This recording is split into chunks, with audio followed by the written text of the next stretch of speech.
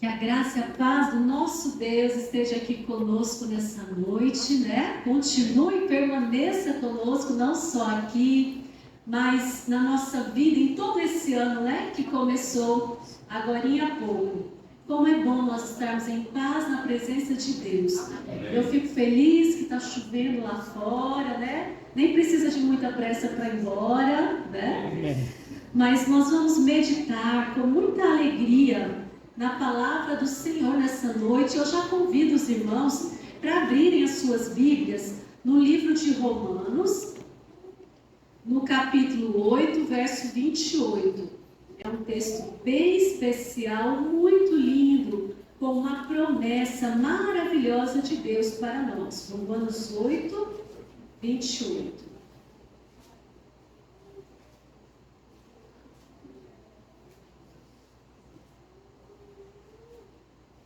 Amém? Todos se encontraram? Amém. Amém? Vamos fechar os nossos olhos e vamos orar mais uma vez. Pai de amor, obrigada, Senhor, por todas as tuas bênçãos e pelo privilégio de estarmos aqui reunidos para ouvir a tua voz, falando aos nossos corações através do teu Santo Espírito. Amém. Queremos te pedir, Pai, que o Senhor cumpra o desejo do coração dos teus filhos nessa noite, de ouvir a tua voz, que a figura humana seja minimizada e que a tua palavra seja destacada, que nós possamos ouvir a tua voz como vindo diretamente do teu trono de graça para os nossos corações, por meio do teu Santo Espírito. Nós te pedimos e agradecemos em nome de Jesus. Amém. Eu nunca pesquisei, nunca contei, mas há quem diga, alguns estudiosos, que existem na Bíblia pelo menos 365 vezes Deus falando para a gente: eu estou com você, eu te ajudo, eu te sustento com a minha destra fiel. E eu creio que esta promessa, ela esteja incluída nessas 365, que diz assim: sabemos que todas as coisas cooperam para o bem daqueles que amam a Deus, daqueles que são chamados segundo o seu propósito. Que mensagem maravilhosa! Dizem que na Bíblia tem 365 mensagens de Deus dizendo para a gente: filho, eu estou contigo, eu estou com você, não importa onde você esteja, em que situação difícil você esteja passando, eu estarei contigo. Amém. E aqui o Senhor está dizendo para nós nessa noite: meu filho amado, você está diante de uma página em branco, de um livro que está à disposição para ser completado. Sabe, irmãos, Deus ele é tão sábio que Deus criou e estabeleceu os ciclos. Deus sabia que seria importante para o ser humano ter uma segunda chance, uma nova oportunidade. É tão bom quando você tenta fazer algo e aquilo dá totalmente errado, e aí você tem uma nova chance. Como é legal, né? Tem situações na vida que às vezes não há uma segunda chance. Mas Deus, Ele tenta fazer isso por nós. Nos dar novas oportunidades. Deus, ao criar o mundo perfeito, Ele estabeleceu o ciclo, o dia e a noite, o ciclo semanal, né? Ele estabeleceu limites no tempo. E para nós, os ciclos eles são muito importantes. Depois de um dia terrivelmente cansativo, Deus nos dá uma noite para descansar. Depois, às vezes, de uma noite de dor, de angústia, de medo, o sol vai nascer, brilhando outra vez. Como é bom saber que nós podemos ter uma nova oportunidade. Um novo ano também é um novo ciclo que começa para nós. Eu não sei como foi a sua vida no ano que se passou, mas o que eu sei é que Deus está nos dando uma nova oportunidade. Você está vivo, você está respirando, né? Você está com vida, e isso é uma oportunidade gloriosa. Você já parou para pensar que acordar, que despertar com vida é um grande privilégio? Queridos, Deus nos deu hoje a oportunidade de despertar para um novo ano. E pela graça de Deus, esse novo ano, ele pode ser muito especial. E ele pode ser o melhor da sua vida, amém? Amém. E aqui diz que todas as coisas cooperam juntamente para o bem daqueles que amam a Deus. Houve um tempo que eu não compreendi o que esse texto queria dizer. Mas o tempo foi passando e eu compreendi que Deus não traz todos os sofrimentos, todas as lutas em que nós estamos envolvidos. Às vezes as lutas, as dores são causadas até mesmo pelas nossas próprias atitudes ou simplesmente pelo fato de nós estarmos em um mundo completamente afetado pelo pecado, pelo mal. E mesmo essas circunstâncias terríveis, desconfortáveis, se nós permitirmos, Deus pode transformar o mal em bênção. Amém. Ele pode transformar a sua queda num momento de aprendizagem. Ele pode te fortalecer, ele pode te tornar mais forte. Então, a Bíblia traz história de alguns personagens que a partir de uma queda, que a partir do seu momento mais dramático de vida, eles tomaram uma decisão. E esse ponto exatamente que parecia a sua derrota total se tornou o ponto de virada, o início de uma transformação, de um caminho em direção à vitória, ao sucesso e ao cumprimento dos propósitos de Deus em sua vida. Você se lembra aí de algum personagem da Bíblia que estava no pior momento da sua vida?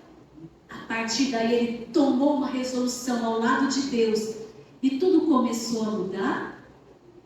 Pensa aí, qual personagem você se lembra? Pode falar. José. José, quem mais? Lembra de mais algum? Sim, Manassés. Manassés. Foi uma mudança tão grande que eu tinha até raiva que Deus perdoou ele. Mais alguém? Ruth, Noemi, o próprio Jacó. Mas o irmão Edson, ele foi o meu personagem dessa noite, irmão Edson. Então, queridos, o personagem que nós vamos falar é exatamente José. Eu quero convidá-los para a gente ler lá em Gênesis capítulo 37, no verso 28, aonde começa o drama da vida de José. Capítulo 37, verso 28. Foi um momento assim bem dramático que ele, na sua juventude, José tinha apenas 17 anos de idade. Já pensou? Aos 17 anos, você passar por uma situação dessa, ser rejeitado pelos seus irmãos, atacado por eles, ameaçado por eles e ser separado do seu amoroso pai. Nós vamos ler aqui, Gênesis capítulo 37, verso 28, que diz o seguinte: E passando os mercadores midianitas, os irmãos de José o alcançaram e o tiraram da cisterna e o venderam por 20 siclos de prata aos ismaelitas. Estes levaram José até o Egito. Quando nós lemos aqui, é um verso só, resume toda a história, né? Os irmãos lançaram mão de José ali na cisterna, venderam para os ismaelitas e os ismaelitas o levaram até o Egito. Mas aí, Deus nos deu um espírito de profecia. E Ellen White, na página 214 do livro Patriarcas e Profetas, ela traz o relato de uma maneira extraordinária. E ela conta o que se passou na mente e no coração daquele garoto. Porque José não passava de um menino naquele dia. Então, aqui diz que quando José foi amarrado, tomado com brutalidade, violência ali, por aquelas pessoas, ele foi sendo levado como um escravo qualquer.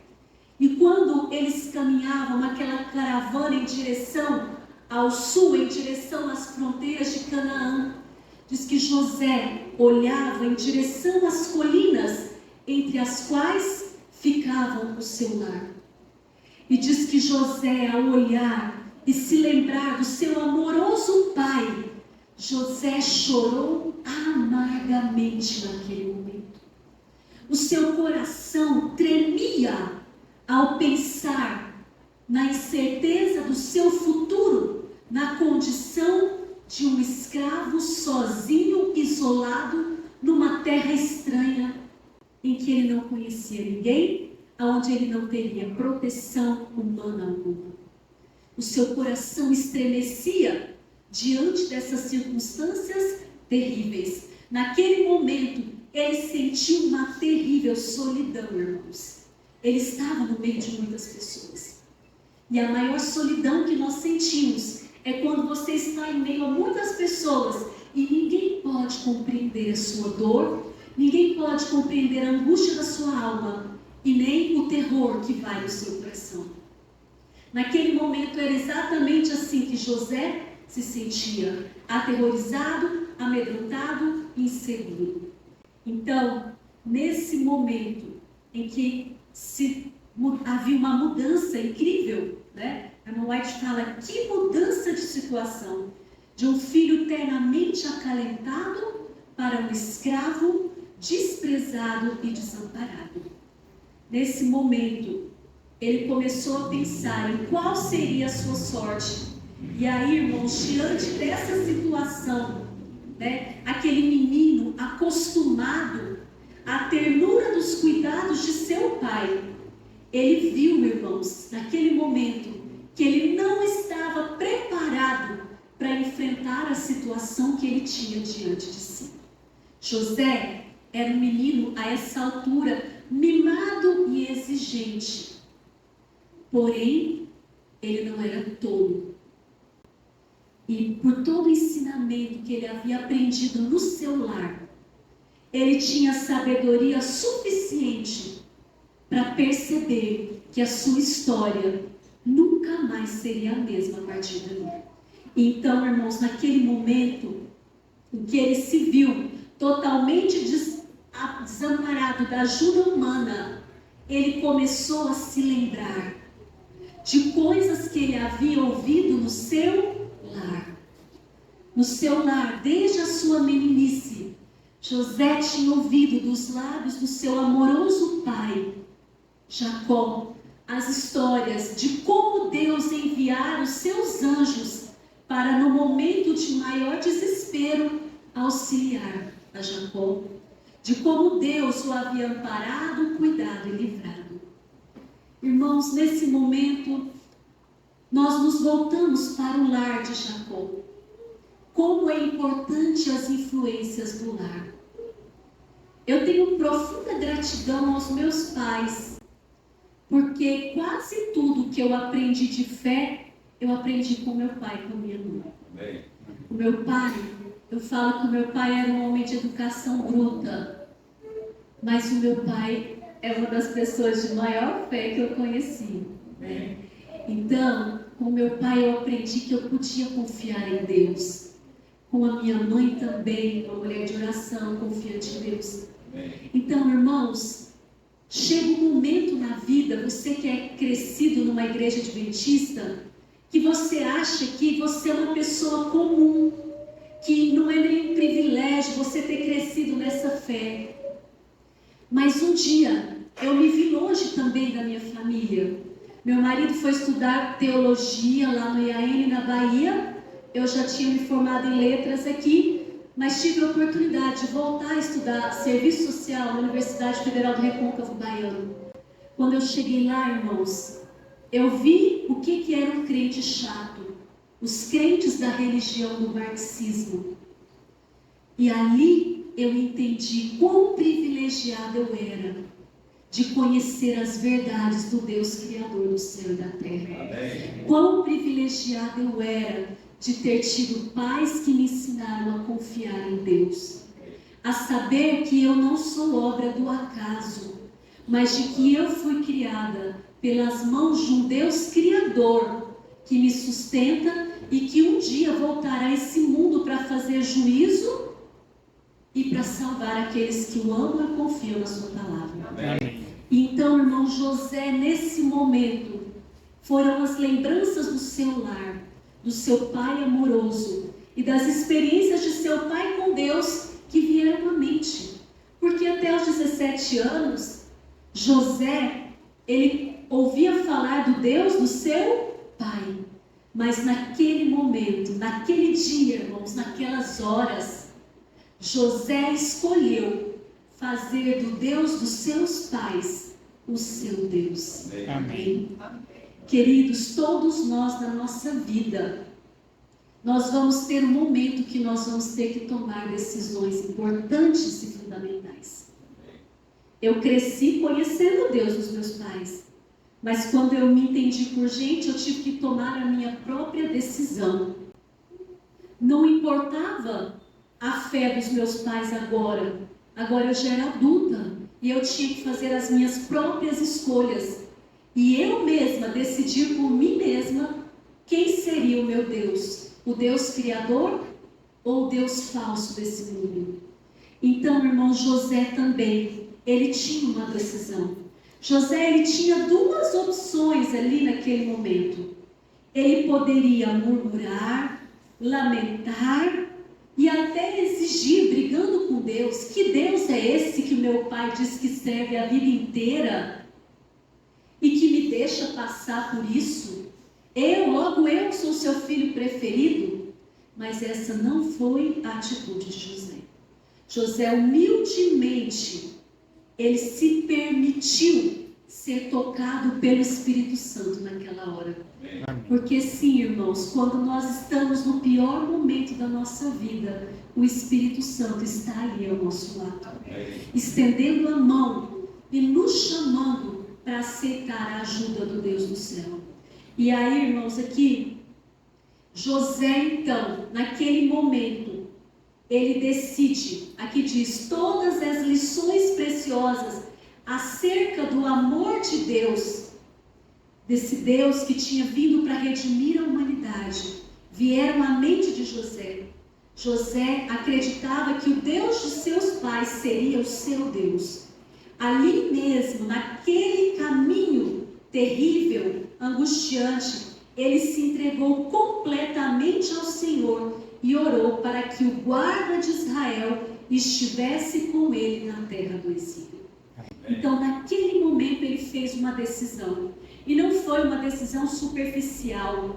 Diz que a decisão de José foi tão séria, irmãos, naquele momento, que a irmã White diz assim, a sua alma fremiu ante a elevada resolução de mostrar-se fiel a Deus e de agir em todas as circunstâncias como convinha a um súdito do reino do céu.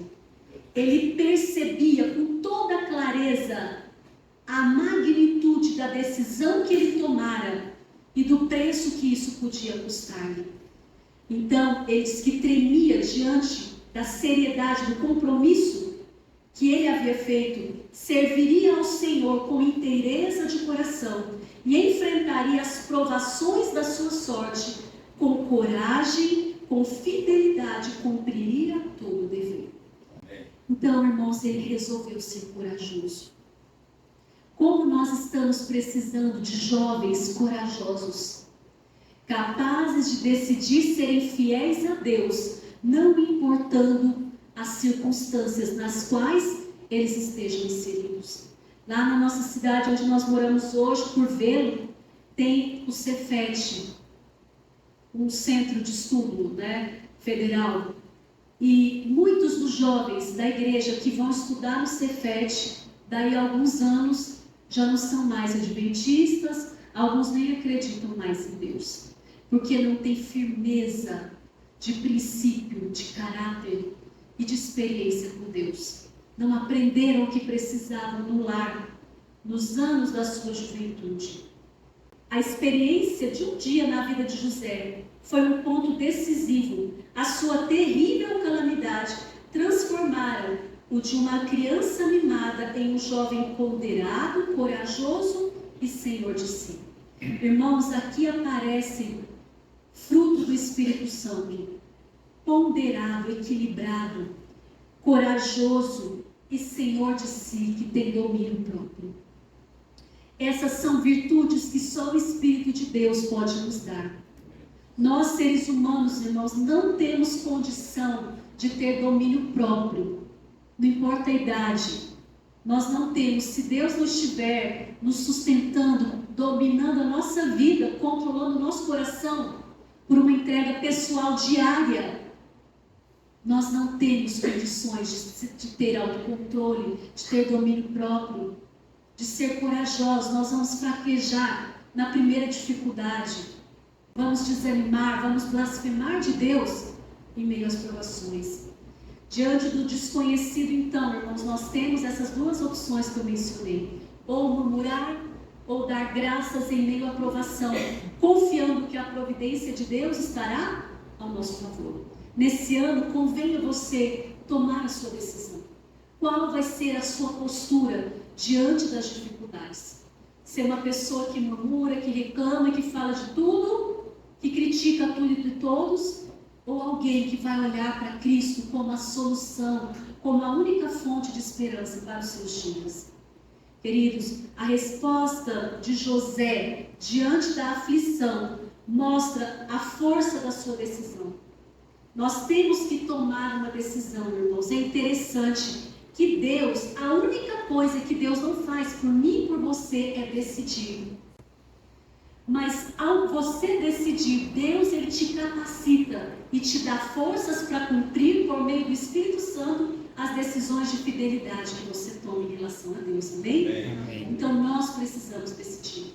Hoje ao dormir, quando você for para casa, e mesmo antes de sair daqui, fale para o Senhor: Senhor, eu quero ser fiel a Ti, eu quero Te glorificar em meio às provações, e eu quero ser fiel, não me importam as circunstâncias. Amém? Amém. E o Espírito Santo vai te capacitar. Amém.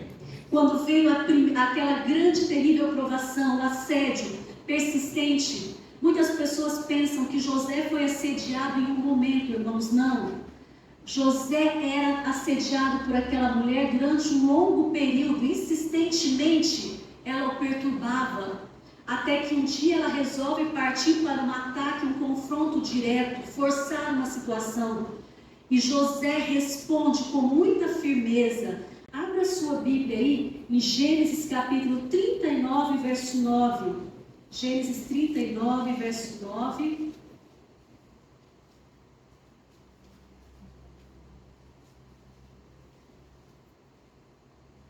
Encontraram? Diz o seguinte, ó: Ele não é maior do que eu nessa casa, referindo-se ao seu Senhor, e nenhuma coisa me vedou senão a ti, porque és sua mulher. Como, pois, cometeria eu tamanha maldade e pecaria contra Deus?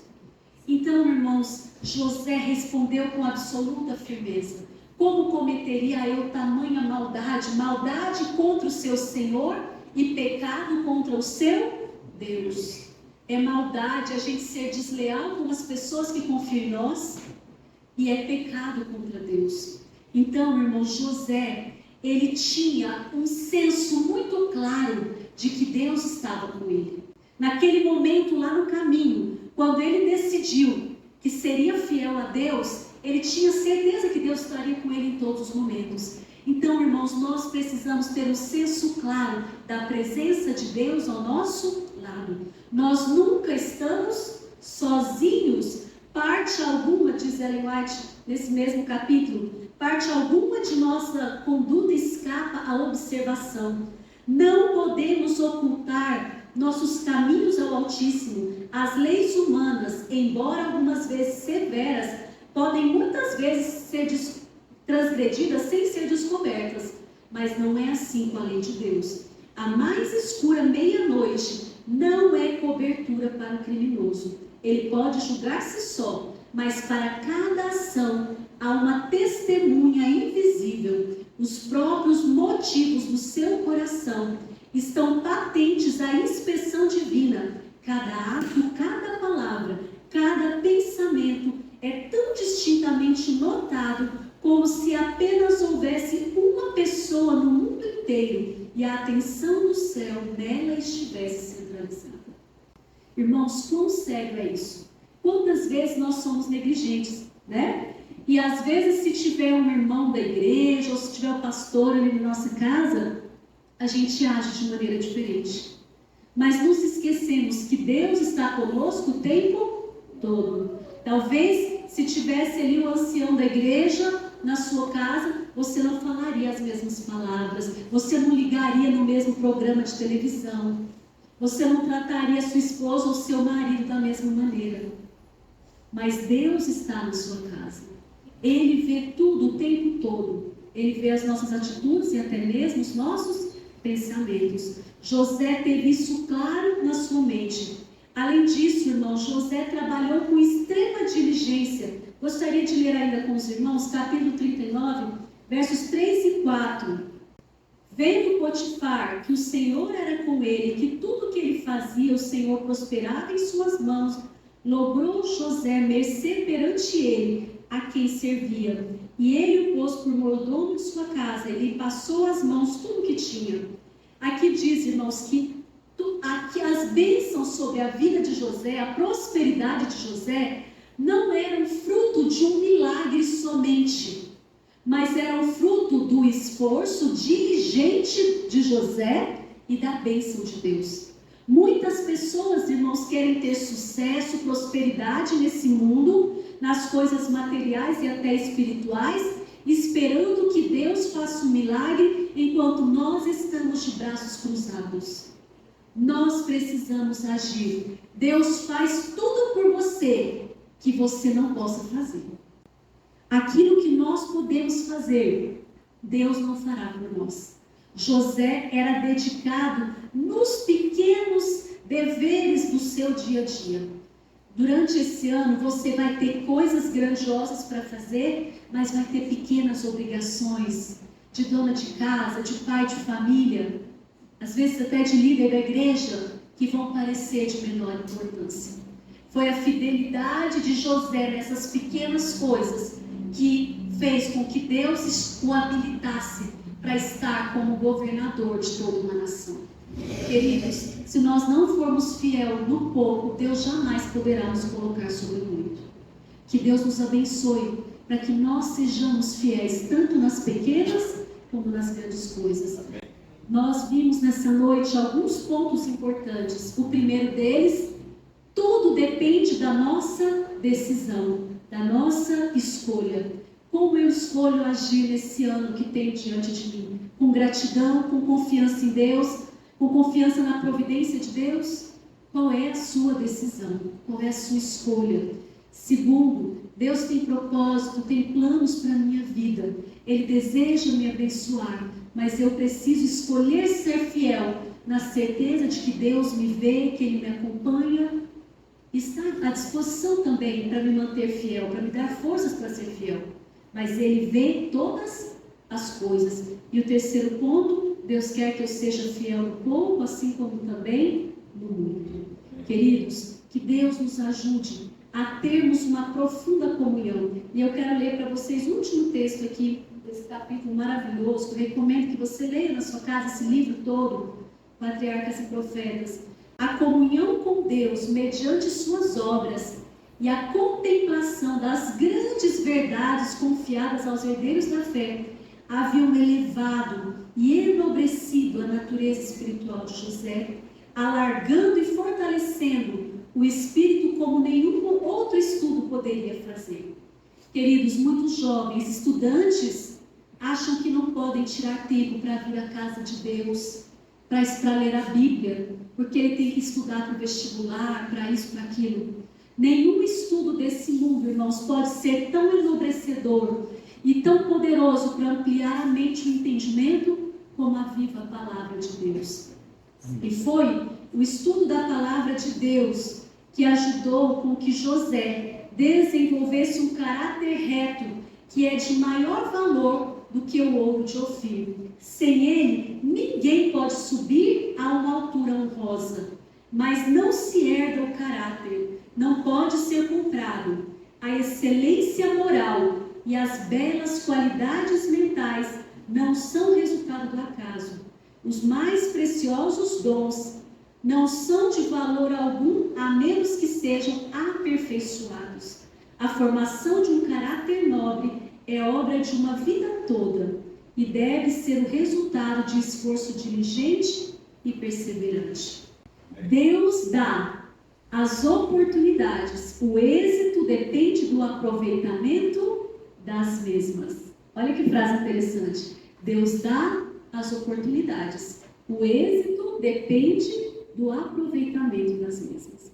O Senhor está nos dando oportunidades. Oportunidade de vida, de fé, de esperança. Eu não sei quais são os propósitos de Deus, especificamente para a minha vida ou para a sua nesse ano. Mas uma coisa eu sei. Se nós escolhermos confiar no Senhor de todo o nosso coração, tomando uma firme decisão ao seu lado, caminhar com a certeza de que Ele está conosco o tempo todo, sendo fiel nas pequenas e grandes coisas, sendo diligentes na busca de aperfeiçoar o nosso caráter, nós estaremos aptos pela graça de Deus para encontrar com o nosso Senhor e Salvador Jesus, quando Ele vier nas nuvens do céu para nos buscar. Amém? Amém. Que Deus nos abençoe. E se nessa noite o Senhor, Ele faz um chamado para você, qual é a sua decisão? Você ouviu essa mensagem? O que você diz para o Senhor no seu coração? Não é para mim e não é para a igreja. Mas você precisa dar uma resposta para Jesus. Ele diz, eis que estou à porta e bato. Se alguém ouvir a voz e abrir a porta, eu entrarei em sua casa, cearei com ele e ele comigo. O que você quer dizer para Deus nessa noite? Senhor, eu quero que o Senhor entre na minha casa. Eu quero que o Senhor entre na minha vida, na vida da minha família, no meu lar. Eu quero que o primeiro som da manhã sejam os cânticos em louvor ao Teu nome. Que o primeiro conteúdo que eu veja seja a Tua palavra. E o primeiro rosto que eu contemple seja o rosto de Jesus através dos olhos da fé. Esse é um grande desafio para nós seres humanos. Mas se esse é o seu desejo, eu convido você para ficar em pé, fazer uma breve oração. E eu vou pedir ao irmão que coloque para a gente o hino tal qual estou, para a gente cantar esse hino como uma oração, pedindo a Deus que aceite a nossa entrega nesse momento. Fale com o Senhor agora.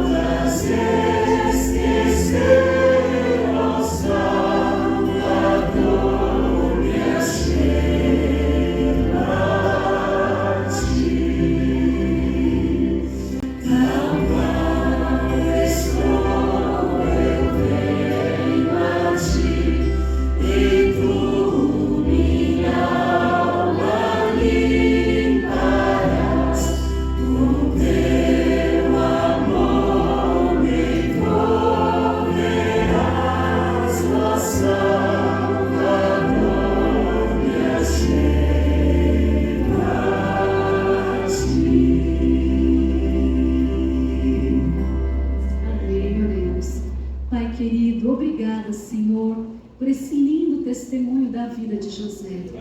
Pai, que essa mensagem também, inspirada pelo Teu Santo Espírito, que nós ouvimos, de que o Senhor está conosco o tempo todo, que os Teus anjos nos acompanham, não somente, Senhor, para ver os nossos atos e os nossos fracassos, mas a Tua palavra nos garante que os teus anjos são espíritos ministradores que estão a trabalhar em favor daqueles que vão herdar o reino do céu. Nós queremos essa ajuda dos teus santos anjos, a influência positiva da presença deles na nossa casa, na nossa vida. Nós queremos ser também, Senhor, um templo digno de habitação do teu Santo Espírito, Pai. Por favor, habita em cada um de nós e sustenta, Senhor, nos dê a força que nós precisamos para manter a nossa decisão de ser fiéis a Ti nesse ano em Tua presença. Nós reconhecemos, Senhor, que nós somos falhos, fracos e pecadores e que nós somos terrivelmente dependentes de Ti. Então, por favor, Senhor, toma a nossa vida, nos dê um coração humilde, pronto, Senhor, a receber a Tua bênção, o Teu sustento e a Tua presença na nossa vida. Nos dê a graça, Senhor, de um dia poder estar naquele encontro maravilhoso que será, Pai, a reunião de todos os fiéis da história na presença do Salvador. Que nós possamos estar entre aqueles que vamos ver com alegria o Senhor Jesus e vamos dizer: esse é o Deus a quem aguardávamos. Nos leve em paz para casa, nos dê um bom restante de semana e um ano de vitória, Senhor, pela Tua presença, pela Tua graça. Nós te pedimos e agradecemos em nome de Jesus. Amém. Amém. Que Deus nos abençoe.